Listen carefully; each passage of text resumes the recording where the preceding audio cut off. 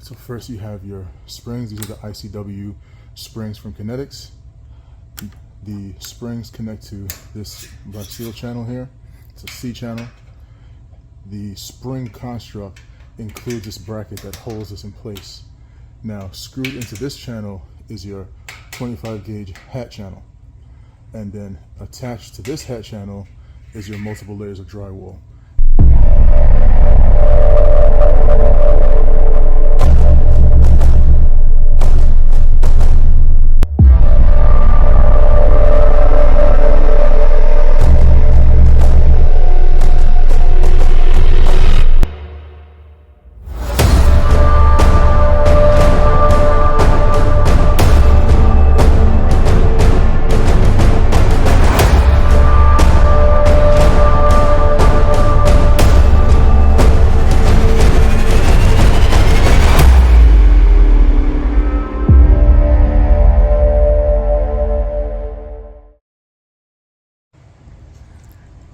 This is a stellar home theater in the making. All right, so it's fully soundproof. We already have double layers of drywall with kinetic sound damp between the layers of drywall. This room has a really nice design. It's very sizable. We're putting Lutron radio rod 3 switches and keypads over here. That's the rack room over there. This is wired for 7.2.6 right now, with an additional wiring actually for wides if the customer so chooses to utilize them.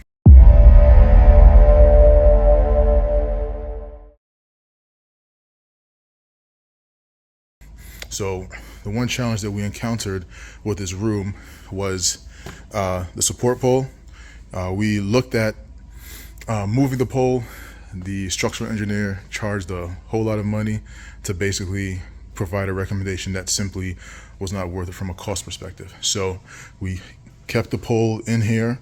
It was the customer's decision, and we completely agree with it for what the cost would be versus the return, because by moving this pole, there's no way to move it all the way out of the way.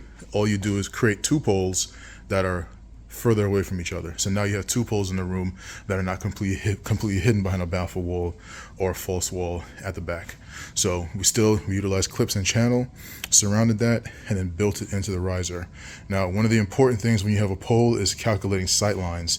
So we absolutely did that for this. We did our calculations, and not only did we do our calculations, before we constructed this riser, we constructed this sample riser here and put it in place at the rear row listening position, and then we put the actual seat on it. Because calculating is one thing, but if you have the seat, it's always best to utilize it, because when you utilize the actual seat, when you sit in a theater chair, because of the foam, it will tend to sink a little bit. Sometimes it's 1 inch, sometimes it's 2 inches, but sitting in it for more than 10 minutes lets you get what the actual sight line is once you're in it. So we had to be extremely precise so that we could specify the largest screen possible, factoring in sight lines from the rear row and the bulkhead. So we ended up doing a 13-foot wide 2.40 screen. It's going to be absolutely beautiful when it goes in. It's a Stewart film screen, Studio Tech 130 G4. So from here, viewing angles completely clear this pole. You don't even see the pole when you're in the seating position here. Subwoofers are going up in the front corners, not on the floor though. They'll be raised a little bit. There's some acoustic reasons for that. Building a full baffle wall, we actually already have a chalk line for the baffle wall here. So that's what a baffle wall will come out to, and then that's enough to contain the acoustic treatment, the proper sheet goods on front of the baffle wall to maximize our sound propagation throughout the room. But yeah, this is going to be a really, really good room. Up here we're doing a star ceiling by Epic Sky. Outstanding company, outstanding star ceiling products. Highly recommend. They integrate well with Control 4, which is our primary automation, although we also use Josh and Ava as well.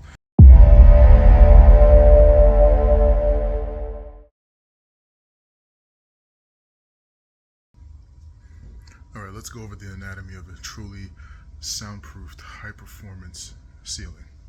Let's flip the camera. So first you have your springs. These are the ICW springs from Kinetics. The springs connect to this black steel channel here. It's a C channel. The spring construct includes this bracket that holds this in place. Now, screwed into this channel is your 25 gauge hat channel. And then attached to this hat channel is your multiple layers of drywall. This allows for decoupling. Now you get a lot of flex, and after the drywall gets mounted, it tensions. It needs a few days to really settle in, but once you have that, then your ceiling is isolated. This does a lot better of a job than just clips and channel as a standard. Here's a little look. There's one layer on here so far. Now, just to show you how the clips and channel work, this does not use the ICW ceiling hangers because this is a bulkhead, but this is the clip. The clip is holding the hat channel here. So these flanges here, these flanges go into this clip, and then the drywall gets screwed. Here's a screw right here. Gets screwed into the hat channel. So this lets us decouple the drywall from the actual wood construct here. And we'll do the same. This is getting another layer, and then a layer on the side of the bulkhead as well. So we have these springs all throughout the ceiling, and this is how we decouple a ceiling the professional way.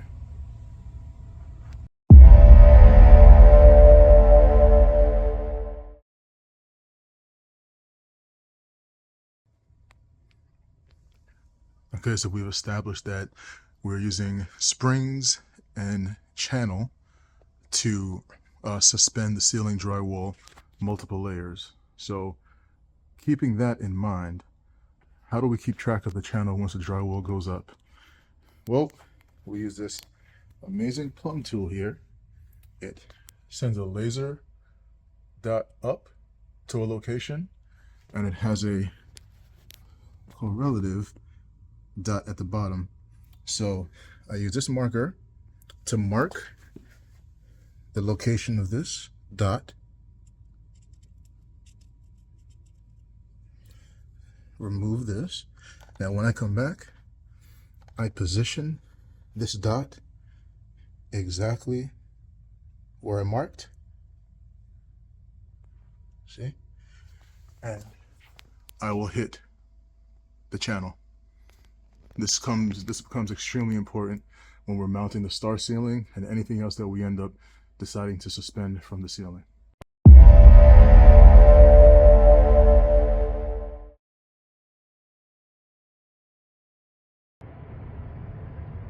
So this is an HVAC muffler box from Kinetics Noise Control.